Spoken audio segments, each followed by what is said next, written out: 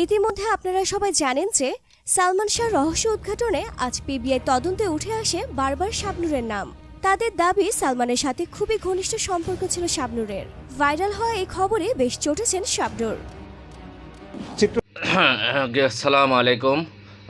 এই ভিডিওটা যেখান থেকে দেখতেছেন বেশি বেশি করে লাইক করে দেবেন, সাবস্ক্রাইব করে দেবেন, আমার ফেসবুক পেজটিকে গিয়ে সাপোর্ট গিয়ে করে দেবেন।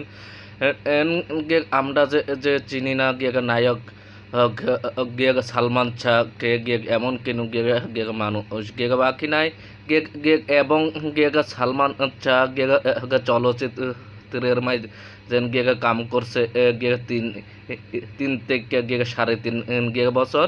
আর 3.5 বছরের গিয়ে ভিতরে গিয়ে সালমান শাহ গিয়ে ছবি করছে গিয়ে 36টি এবং গিয়ে সালমান শাহকে গিয়ে ষড়যন্ত্র করে গিয়ে মারা হচ্ছে, এটা আমরা সকলেই জানি এবং গিয়ে মিডিয়াও জানে। এবং সালমান শাহর গিয়ে মৃত্যুর গিয়ে এত বছর পর কেন শাবনূরের গিয়ে নাম গিয়ে উঠে আসছে, গিয়ে শাবনূর নাকি গিয়ে সালমান শাহর গিয়ে হত্যার গিয়ে পিছনে গিয়ে জড়িত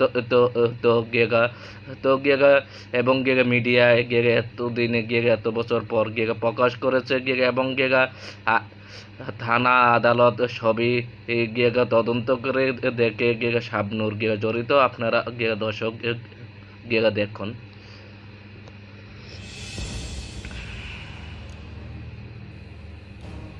ইতিমধ্যে আপনারা সবাই জানেন যে সালমান শাহ রহস্য উদ্ঘাটনে আজ পিবিআই তদন্তে উঠে আসে বারবার শাবনূরের নাম।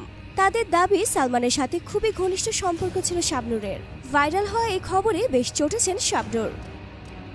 চিত্রনায়িকা শাবনূর তার বাসায় প্রায় আসতো এবং যখন তখন টেলিফোন করত এবং এইটি তার পছন্দ ছিল না। 5ই সেপ্টেম্বর মৃত্যুর আগের দিন তিনি এফডিসিতে যান সালমান শাহর ছবির ডাবিং দেখতে। ছবির নাম আমরা একটু পরে বলতেছি। এবং গিয়ে দেখেন ডাবিং রুমে তারা দুইজন ঘনিষ্ঠভাবে দেখেন। তিনি রাগ করে বের হয়ে আসেন। পরে তিনি সালমান, সে আর বাদল খন্দকার একসাথে বাসায় চলে আসেন। প্রথম আলোকে দেওয়া এক সাক্ষাৎকারে শাবনূর বলেন, আমি তীব্র প্রতিবাদ জানাচ্ছি। কিসের জন্য আমার নাম জড়ানো হচ্ছে? সালমান যদি আত্মহত্যাও করে তাহলে আমার কারণে কেন করবে? আমার নামটা জড়ানোর আগে সবারই একবার ভাবা উচিত। একজন মৃত মানুষের সঙ্গে আমাকে জড়িয়ে কথা বলাটা খুবই বিশ্রী মনে হয়েছে। আমাকে জড়িয়ে এমন কথা কেন বলা হচ্ছে তা আমি জানি না। সালমানও আমাকে জড়িয়ে এই ধরনের কথা কেউ যদিও বলে থাকে সেটার আমি ঘোর বিরোধিতা করছি। সালমান শুধু আমার নায়ক ছিল, সহশিল্পী ছিল, বন্ধু ছিল, এর বাইরে আর কোনো সম্পর্ক ছিল না। আমি আগেও বলেছি তাকে আমি ভাইয়ের মতো শ্রদ্ধা করতাম।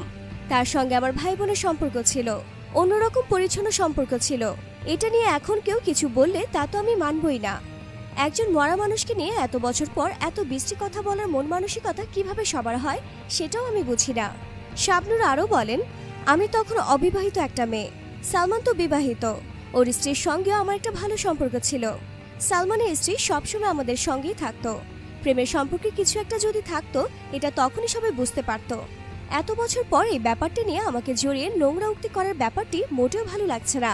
কিছু মানুষ আমাকে জড়িয়ে গুজব ছড়িয়েছে, এখনো ছড়াচ্ছে। সালমান শাহকে নিয়ে শাবনূর এর আগে প্রথম আলোকে বলেছিলেন সালমানের কোনো বোন ছিল না, তাই সে আমাকে তার ছোট বোন হিসেবেই দেখত। আমাকে সে পিচ্ছি বলে ডাকত। সালমানের মা বাবাও আমাকে খুবই আদর করতেন। সালমানের কারণে তারা আমাকে তাদের মেয়ে হিসেবেই দেখতেন।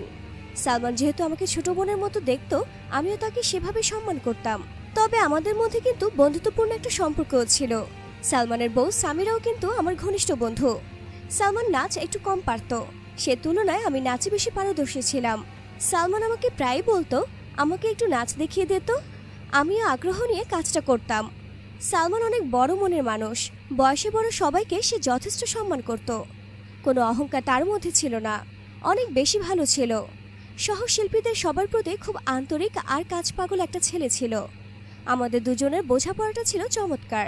বলতে পারেন একে অন্যের চোখের ইশারা বুঝতে পারতাম।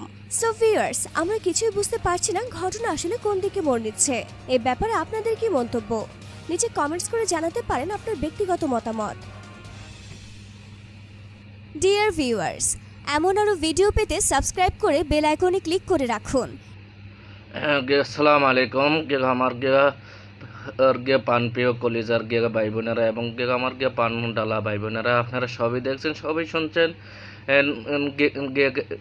এত বছর পর কেন শাবনূরের নাম উঠে আসলো? লোক সালমান শাহ যে ছবি করছে, সালমান শাহ অভিনয় আইজও কোটি মানুষের হৃদয়ে আছে এবং আপনার বিস্তারিত মতামত গুলা মেসেজের মাধ্যমে জানাই দেবেন। আপনারা সবাই সাবস্ক্রাইব করে দেবেন, আমার ফেসবুক পেজটিকে ফলো করে দেবেন। আপনারা সবাই আমার সাথে থাকবেন, প্রতিদিন নিত্য নতুন ভিডিও আপনারা দেখতে পারবেন। আমি এবারের মতো বিদায় নিচ্ছি। আসসালামু আলাইকুম।